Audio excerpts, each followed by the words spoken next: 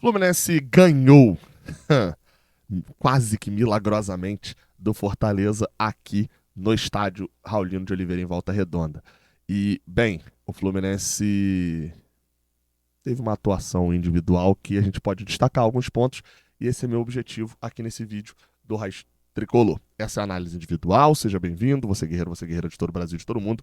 Aqui é o meu canal, aqui é o Raiz Tricolor, sou Gabriel Amaral, sou jornalista e sou tricolor. Tô aqui ainda direto do Raulino de Oliveira para gravar esse vídeo. É um vídeo, não é como fazia antigamente, que eu debatia todas as atuações, eu vou passando por alguns jogadores, acho que alguns merecem mais destaque, outros merecem um toque a mais, um toque a menos, enfim, a gente vai trocando uma ideia aqui também. Fábio, grande partida de Fábio, né, cara? A tal qual contra o Olímpia pode passar despercebida as defesas que o Fábio fez, mas não é para passar. Boa defesa, duas boas defesas no primeiro tempo, no segundo tempo duas defesaças, é partida nota 9 de Fábio. Eu diria que é uma partida daquelas que a gente vai acabar até esquecendo, porque não parece, as defesas parecem simples, tudo parece simples para Fábio, mas não é para ser, é um goleiraço e tá fazendo um ano cada vez mais espetacular. Os dois laterais, eu vou juntar aqui os dois, porque eu acho que eles foram muito importantes ofensivamente. Quando apareciam ofensivamente eram importantes, defensivamente não comprometeram praticamente em momento nenhum, mesmo o Fortaleza forçando dois laterais ofensivos. O Fortaleza tinha o Tinga, o Iago Pikachu e às vezes até o Pochettino caindo pelo lado direito em cima do Diogo Barbosa, e pelo lado esquerdo, mesmo sem ter o Marinho jogando pelo lado direito, pelo lado esquerdo ele tinha o Guilherme, tinha o Bruno Pacheco, tinha todo um ataque que atazanava a defesa do Fluminense defensivamente. Mas tinha espaço para jogar. O Samuel Xavier, quando apareceu na frente, até apareceu bem. Não foi uma grande partida, por isso um 6,5 aí para Samuel Xavier. Mas o Diogo Barbosa sim fez uma grande partida. Seria talvez uma nota 7, um 7,5, mas o gol decisivo de perna direita, um bonito gol inclusive, vai fazer o Diogo Barbosa pelo menos igualar o 9 do Fábio. Na zaga, o David Braz fez um bom jogo, cara. Um jogo muito bom do David Braz. Talvez o que fique marcado para quem assistiu só a partida, enfim, não estava prestando atenção para analisar, seja o fato do Fluminense, do erro do David Braz na saída de bola do Fluminense. Mas não é pra ficar isso, cara. É pra ficar o bom jogo que ele fez mesmo. Uma boa partida do David Braz. Pra mim, a partida nota 7,5, 8, é lá em cima. O parceiro dele, o Felipe Melo, fez uma partida um pouco mais discreta. Não sei se o Felipe Melo consegue ser discreto, mas uma partida mais tranquila, sem muito aperreio, né, ali. Um 6,5 acho que basta também, sem comprometer. Foi bem com a bola no pé, mas não foi tão exigido quanto o Braz e não teve, pra mim, um nível tão alto quanto o do Braz. No meio de campo, o André, dá para até para juntar com o Alexander, formam uma dupla muito boa, muito entrosada. Eu acho que é a maior pena que o André sai no final do ano, porque é uma dupla que teria como render muito ainda no Fluminense. O André tem muito entrosamento com o Martinelli, mas com o Alexander parece que o negócio é diferente, parece que tem um... Eles nem jogaram juntos na base, assim, né? Mas parece que flui o negócio ainda melhor. Funciona, o Fluminense consegue. Nesse jogo teve dificuldade nesse meio de campo. Acho que o meio de campo, o Ganso não vem tão bem, mas tem a sua importância nesse meio de campo. Acho que o Fluminense ficou sem ligação em alguns momentos. Ficou sem criação na entrada da área. Não sei se era essa a intenção do Diniz, mas acho que isso tem um pouquinho a ver ali com o André Alexander, porque não é muito a deles. Defensivamente, o André tem entrado muito duro em algumas jogadas. Acho que tem que se preocupar um pouco. Por exemplo, no ano, o André é o jogador que mais tomou cartões amarelos disparado do Fluminense. Acho que isso pode ser um problema num determinado momento de jogo decisivo de Libertadores, etc. Em relação ao Alexander, bom ver ele jogando mais minutos, tem uma qualidade diferenciada. Acho que os dois merecem ali um 6,5. Não foi uma partida espetacular, destacável, no nível máximo deles, mas assim, uma boa partida. Aí a gente vai pro quarteto de ataque. O John Arias, uma partida mais burocrática, mas quando batia na bola, principalmente no segundo tempo, conseguiu arrastar, fazer boas jogadas pelo lado esquerdo e sair dessa só burocracia do que o John Arias vinha fazendo. Engraçado, ele ficou até o final, esperava até que ele fosse sair por causa da convocação, e foi justamente o momento que ele melhorou, jogando pelo lado esquerdo, se associando um pouco mais quando entrou o Danielzinho, que não entrou bem, mas ele dá uma crescida junto com o Diogo Barbosa também na reta final, melhorando ainda mais o ataque do Fluminense. Então o John Arias, acho que ele salva essa atuação de uma atuação burocrática, de uma nota 6, indo para um 6,5, para uma nota 7 ali na reta final, justamente por esse crescimento que ele teve nesse jogo, nessa reta final da partida.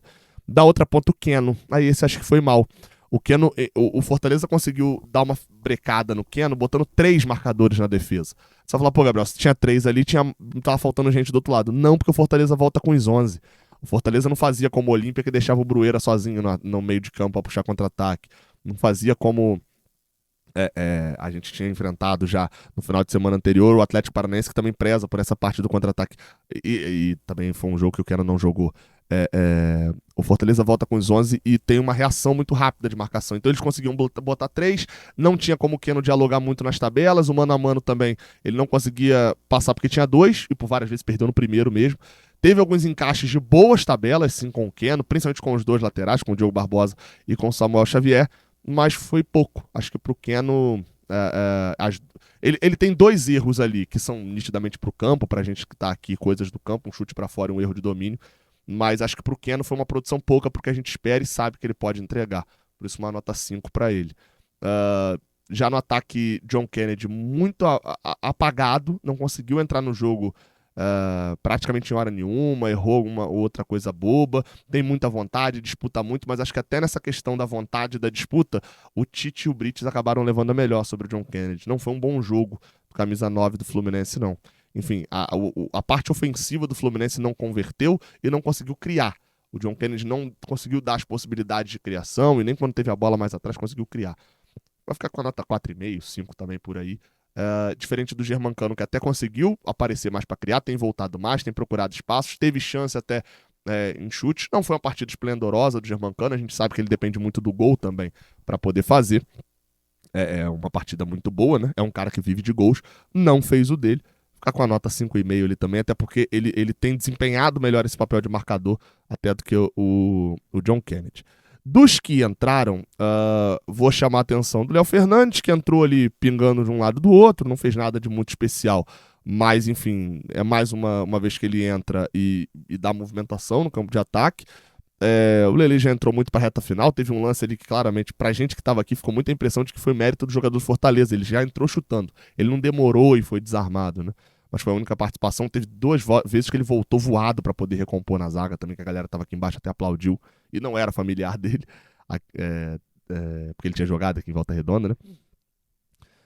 O Lima, mais uma vez entrou e assim, tem participação até em um outro lance, mas não entrou mal, mas também não produziu tanto positivamente.